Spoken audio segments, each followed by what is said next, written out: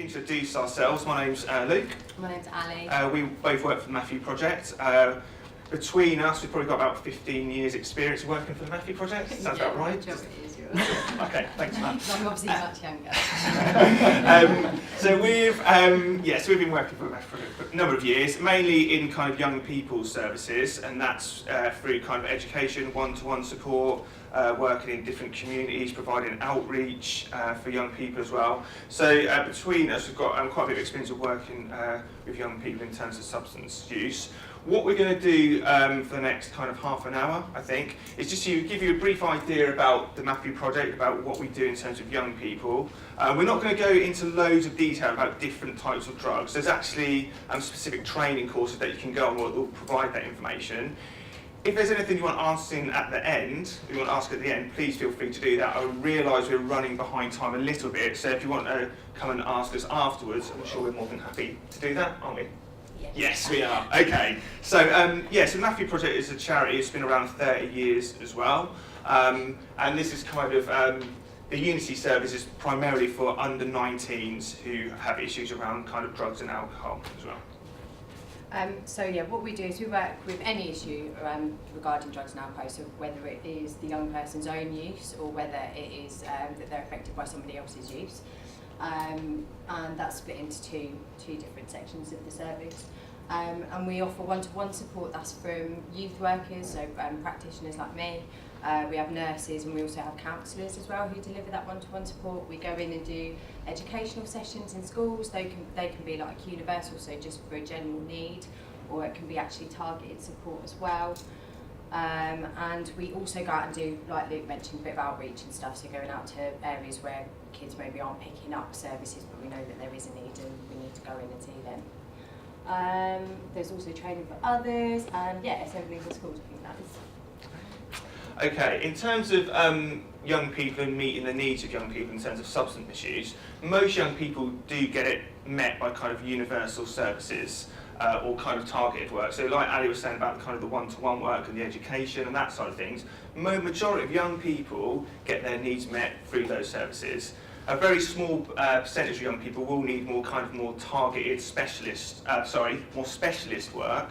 And I guess that's something that we'll kind of talk about in a moment or two, because I think when we kind of talk about drugs, we talk about young people. It's kind of, you hear all these things perhaps in the media, and loads of young people are using drugs and all out there doing various things. But actually, in reality, kind of brief intervention, some one-to-one work, some education, that's normally enough for the majority of young people. However, there are some young people who do kind of more specialist work and sort of ongoing support as well, which is kind of services that we can provide. Can I just ask a question? Can you just clarify for me what universal and targeted services means? And you're saying you would be the more specialist then? Well, universal kind of is more based like education. So it says universal, it's kind of like education provision kind of services. Who can? There's other for any young person to make sure that they've got advice and information. Targeted is then obviously when you move into areas where children are definitely at need of that support because there is an issue there already. Does that explain it? Yeah. And specialists, we've got a slide about kind of specialist stuff. It's more around kind of prescribing medication and things like that as well. Okay. So how do you know if a young person is going to use drugs, and then if that drug use is going to go on to be problematic? Unfortunately, there isn't really any way of knowing. There's no set in stone example that this child, if they start to use drugs, that will grow into a problem for them. There's no sort of pattern to pick out, unfortunately. And I suppose one of the reasons kind of behind that is as young people are developing we've already had a sort of talk about the kind of brain and how important it is, and it's still developing for a young person, and sometimes one of the reasons is because it hasn't kind of fully developed, and the part of the brain which kind of deals with impulsiveness isn't fully developed, so that's why people may take kind of risks and get into situations kind of what they haven't really thought about, I suppose, and perhaps don't really think about the consequences or potential consequences of some of their actions. I suppose, so with that, you might think that lots of young people are using drugs, and I know that it's in a lot of the media and stuff. You would believe that actually use is going up, but national statistics show that on the whole, drug use is going down quite, just quite steadily, and it is decreasing every year. So over the last 10 years, substance misuse has decreased by significant proportions. The proportion of 11 to 15-year-olds has fallen from 29% to 17% over a 10-year period, and that's young people saying that they have ever used drugs. And this comes from the Information Centre for Schools survey. So very few of the young people that we actually see fall into the category of problem drug users. We're seeing them early on in their use. I think, what was the percentage? We've got a very, I don't have the exact statistics, but it's a very small number of the young people that we see in the Matthew Project that are using sort of harder drugs like heroin, so opiate users. The majority are using alcohol, tobacco and cannabis. And also they're generally sort of, like I said, early on in their use, so they've not been using long enough to develop kind of a problematic and heavy dependence on drugs. So it's a good time to be getting that intervention, because it's a good time to be giving them information and hopefully giving them the right information to help them make better choices and to sort of steer them away from their drug use. Okay, so a couple of years ago, the Norfolk DAP kind of looked at a risk assessment and identified certain young people who certain groups who may be at risk in terms of substance misuse. They kind of looked after those who are looked after, or come under that category, those who are kind of excluded from school or truant on a regular basis, involved in the youth justice system, so for example the yacht, and we actually have a worker seconded from the Matthew Project into the youth offending team, and they have specialist substance misuse workers within that. Involved in safeguarding agencies, a number of the young people we work with in terms of drug use are involved with children's services already. And just to kind of link in what we're kind of, I suppose, today is kind of about as well, in terms of having a learning disorder or any other kind of mental disorder as well, or mental health issue. They kind of also looked at some kind of family as well, and whether there's already substance use within the family as well, and the impact that can have on kind of younger people as well. Also, they kind of looked at different sort of at-risk situations as well. They identified being homeless as one of them, involved in antisocial behavioural crime, which I guess then links into kind of the youth offending team. Those who kind of present at A&E with kind of injuries on a regular basis. When their general kind of behaviour concerns raises concern about risk, and that can be kind of involved in any sort of risk-taking behaviour. There's kind of different, I guess, research that suggests that if young people are involved in any type of risk-taking behaviour at a younger age, they might be more likely to come to use drugs. There's obviously a lot of our work involves work in schools as well, and sometimes we do get calls from school, and some of the young people that have got there have been sort of told that they're using drugs, or they suspect that they are. So a lot of our kind of referrals come from schools, and they're actually our biggest referrer as well. And those young people who kind of, to turn up at gun clinics as well. And again, that links to kind of risky behaviour. Oh yeah, that's me. Yeah, sorry about that. So in terms of, so this is national again, in terms of kind of young people accessing kind of specialist services. So 8% were living with a family member already, or another relative. 7% were recorded as accommodation of looked after. 49% were in mainstream education. 20% were not in education or employment, and 19% were in alternative education as well. So I guess many of the young people we see actually do come from what would be considered stable homes and stable backgrounds as well, which may surprise some people, not necessarily saying the people sitting here, but yeah, that does kind of surprise some people, I guess. And just to go on to that as well, we kind of don't just work in terms of the drug use. There's many other factors that we work with kind of young people on, which I guess kind of links in to what we're going to go on to talk about. So one of those issues is often mental health, so dual diagnosis, and in certain parts of Norfolk there are still places that won't work with young people who have already got a mental health issue. If they've got substance misuse, they say the substance misuse needs to be dealt with first before they can tackle the mental health problem. And so as part of our screening process, when we have young people come into service, we do an assessment with them. And one of those questions is around mental health. And between 20 and 30% of young people on that first contact and that first assessment will identify themselves as having a mental health issue. And the reality of that is actually there probably is a much higher number. It's just that the young people will go on to sort of talk about that more later on after sort of further assessment and further meetings, because it's quite a big thing to talk about sort of on the first time when you meet someone. There's a lot of debate about which sort of comes first, which, like I said, with the issue with dual diagnosis and sometimes mental health not being treated until substance misuse is sorted out, which comes first. Pardon me, sorry. And sometimes substance misuse can be seen as maybe a way of self-medicating for a mental health issue, but then there is also studies that see that that argue that perhaps mental health can be fine until substances are used, and then that's what causes it. In general, the main consensus is that actually substance misuse can exacerbate and trigger existing mental illness.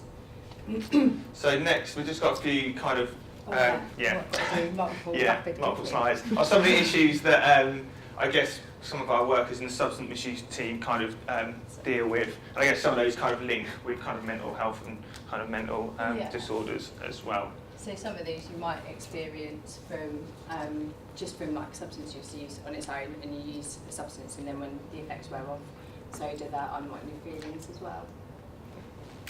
Okay, so why young people may use substances, and again it kind of links into what Ali's just kind of been saying and stuff that's already been talked about this morning. So kind of just curiosity again, and experimentation, see it as a pleasure or a reward as well, which has been kind of talked about again briefly. There's work in terms of peer influence. Young people can see perhaps their peers using substances and want to be involved in that as well. I think we stay away from the kind of the young people having their mates coming up to them saying, come on, try this, do this, all that kind of stuff. It's kind of more people wanting to fit in perhaps with their peers as well, sort of having a sense of belonging and feeling part of something. Perhaps they feel isolated themselves at school and want to belong to kind of a group as well. Boredom is another something else that we hear as well. And again, like we've kind of just said, as a way of escaping. So if there's kind of issues going on at home, things they're dealing with, they may use substances as a way of kind of dealing with those, or certainly forgetting about those issues as well. And just talking about kind of self-medicating as well, perhaps a way of gaining confidence and boosting self-esteem as well. So there is also some protective factors. So although they're not, if a child is sort of demonstrating all of these things, then it doesn't necessarily mean that they're definitely going to stay away from drugs, but it helps if there's regular school attendance. There's friends that aren't using substances as well, so the possibility to stay nearer to positive influences, a supportive family, extracurricular activities, clear goals and aspirations, so actually something to work towards and not kind of feeling a bit lost and helpless. Able to communicate your own feelings and being able to express yourself and get yourself heard, and views as drugs as not for me, so sort of not even really considering using them. So we'll just quickly move on in terms of the specialist part of the service. And like Ali said, we have counsellors, we have nurses, clinical nurses as well. And it's for those young people who kind of require a specialist intervention. So some young people, for example, will be injecting users, and it's for us, for nurses, providing them with kind of vaccinations in terms of hepatitis, for example. We have very few, as Ali said earlier, very few young people who inject drugs. I think it's probably at the moment less than 1%. I don't think actually at the moment we have any young person in service who is injecting. So it just gives you an idea of kind of the work that we're providing, that it is kind of more around the kind of the targeted intervention, the early intervention, and that's the basis of our work. So we see much more kind of, I guess, injecting users in adult services in the Norfolk Recovery Partnership. just have to correct you. There are. Sorry. Yeah. There you there go. are, Yeah. and there's a. I know we have at least 2 young people Oh, who there you are using crack cocaine as well. Okay. Yeah, so this goes back to national. So this kind of just illustrates what I was saying really. Most young people get supported through psychosocial interventions, which is kind of talking therapies. And this is national, again, only 1% require a clinical prescribed medication. Okay, so how does Norfolk compare? And the answer is that it's very similar. So in 2012, we had over 1,000 responses to an attitude survey of young people aged between 12 and 18. And alcohol, as I said before, was most prominent, with tobacco and cannabis following shortly after. And it also, I won't read out the whole thing, but young people, the majority of young people had tried substances for the first time at the age of 14. So that reinforces a really important point that we need to be getting good quality education and information and advice to young people at that age and before, to make sure that they're able to make well-informed choices before they reach that age.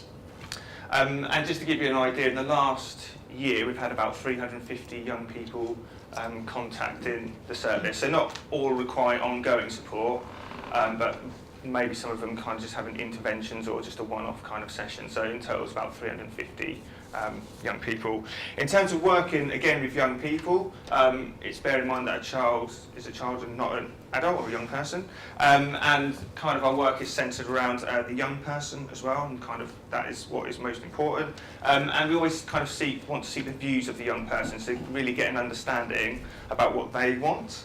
And again, cooperating with other services, a lot of work we do is working with other organisations and referring on and doing a lot of joint working. Holistic approach as well, just going to rattle through this. So working with other services as well and just trying to get what's best for the young people as well, so it's not kind of looking at what's best for different services, it's actually what works best for them. And all kind of services should be child-centred, and that the range of services might be required. So we're not saying that all services can provide everything for young people. There's different needs, and that includes kind of families as well. And again, that goes on to that. Services will be competent, respond to the young people's needs. So it's about getting the right training for workers and knowing what's kind of good practice as well. In terms of what we see young people want, the service we provide is confidential. Obviously, if there's kind of safeguarding issues, then we would obviously go through those procedures, but we always explain that to the young person, so we have a confidentiality. And some young people just want to ask us questions and feel comfortable doing that and build relationships with our workers where they know they can get accurate and honest advice as well. And as well, someone to go where it's sort of private and reasonably comfortable, I suppose, as well, but somewhere they feel that they want to be. So, for example, our workers can meet young people wherever they feel kind of most comfortable. They don't come to us, we can meet them wherever they want to. Okay, so that's talking about the substance misuse side of uni. We then move on to what's called the Affected Others service. And as part of the Affected Others team, we work with young people, obviously said, who are affected by somebody else's substance misuse. And a lot of those young people, or a proportion of those young people, are also carers as well, for a parent or someone else within the family home. So we deliver this in partnership with Norfolk Carer Support. It started as of October last year and has been running really well. There's a range of services that we provide. Again, it's similar in that it's one-to-one services for young people, but there's also groups running to support young carers, and there have been groups in parts of Norfolk that have been working with the young carers, particularly of substance misusing parents. And we are able to do one-to-ones, but they're slightly there's more opportunity to kind of go out and just do fun things, because a lot of these children have got quite heavy things going on at home. So while it's important for them to receive emotional support and sometimes practical advice and tips on how to deal with stress and some of the things that are going on in their lives, it's also an opportunity to take them out and away from the situation and go and do something nice for the day. Okay, so just really quickly, the 30% of clients was in the old under 18 service, so this kind of service that preceded the Unity service. Because in that service we did see young people who were affected by sort of substance misuse by other people, but there wasn't a specific service for that, so now there is. And that, at that point it was 30%. Currently we see in the affected other service 43% of all the young people that we see are involved in the Unity kind of service. So that's the number of young people are actually going up in terms of what we're seeing in terms of kind of the affected others service. So it's actually kind of an increasing number of young people that we're seeing. So while it's not always the case, substance misuse can have a big impact on someone's ability to parent effectively. There are some who use substances and manage to balance it well enough, but it can impact on family and social relationships and identity, often when there's a lot of shame and embarrassment. People don't talk about substance misuse in the family, and children especially feel like they can't talk because if they talk they're going to get someone in trouble or their friends won't understand. It's a really, really difficult and isolated and lonely place to be. The environment at home can be unsafe, toxic substances in the home, and it's made it especially worse when parents or substance users have a mental health problem as well. And there's domestic violence, so a toxic trio of those three can make life at home very, very dangerous. There's often poverty and deprivation and inadequate accommodation where substance misuse is poorly managed, because where you're going to get your money for your drugs from, well, other things are going to have to suffer for that. Physical and emotional abuse or neglect, because if you're using substances, your reactions to things aren't going to be consistent, or sometimes if you're so out of it, you aren't able to respond to things. You're not able to respond to your child. Education and cognitive ability can be affected partly because of development during the womb, but also because of your experiences outside, while you're at home and when you're going to school, not having that support at home with your work. Emotional and behavioural development, if there's no boundaries at home, it can be really difficult then to adjust to school life. All of this puts young people at risk of more likely to experience difficulties at school, like I said, with boundaries and things like that, antisocial behaviour. If you're not wanting to be at home, where else do you go? Maybe out on the street. And also there's the possibility that young people go on to develop substance misuse problems themselves. Okay, so now I'm going to break it down into so emotional and behavioural development during different periods of the child's development. So obviously these are some of them that we've got. I won't read them all out, but a lot of these things, so impact of parental histories, this can impact the parent at this age. If they've experienced a lot of loss and separation, it can be really hard for them when they are bringing up their own child. If you haven't had a warm, loving environment to grow up in, how can you provide that for your child? Some people do manage it, but for some people it's very difficult. In young people, this can then present as worry, anxiety, fears and separation anxiety. This can lead to hyper-arousal, so young people being very fidgety and unable to settle because they're just very anxious, they don't have much stability. Children may have to care for others, as we mentioned, and coping mechanisms may include trying to please or change parental drug and alcohol use. Often young people will report trying to pour alcohol down the sink or trying to hide it away or trying to refill bottles with water or something in the hope that their parents won't notice, and of course they do, and then that can cause friction at home because parents they know why they're doing it, and then that reinforces their feelings of guilt and of shame because they know the impact that they're having on their child. It's a really difficult situation to be in. Between 10 to 14 years old, children can struggle with feelings of anger. So why isn't my parent stopping use? Why aren't I good enough for them to want to stop? Is it me? Is it something I'm not doing? There's sometimes it can be difficult because obviously as your relationships are developing, if you're a young carer, you're often taking a lot of the emotional pressure off a parent, and you're kind of switching roles and you're becoming the parent, which can be really difficult when you just want to be a child and want to be going out and playing with your friends. So this can result in low self-esteem, high risk of offending if you don't want to go home. where else are you going to be, and what are the chances, what are you going to be getting up to when you're not in family home. And then 15 years plus, lack of suitable role models for problem solving. So who do you go to for advice? Are you going to be getting good advice? Self-esteem, again, can be even lower, especially if you haven't had any meaningful intervention by now. Isolation, again, yeah, not able to socialise with your friends. Often we see teenagers coming into service. It takes a long time for them to build up trust because they haven't had that trusting relationship with adults or many adults already, and that can be really difficult. And the same in the substance misuse side of things. I've been working with a girl for a lot of years, and I'm finding after 3 years she's now really trusting me because I'm still there. It's like I haven't gone anywhere, and so yeah, and that's taken a long time. And yeah, greater potential of self-blame, destructive behaviours. Why aren't I good enough? Why hasn't this situation changed? Why can't I change it? And then who do you take it out on? Sometimes yourself. And I guess one of the difficulties we have is where those sort of get to a certain age and where do they go into adult services. And in a moment, we're going to kind of talk about what happens after they reach kind of that sort of 16 plus age, and we can still work them up to the age of 18, but there's kind of sometimes there's a bit of a gap there. So we're going to, in a moment, we're going to sort of explain that as well.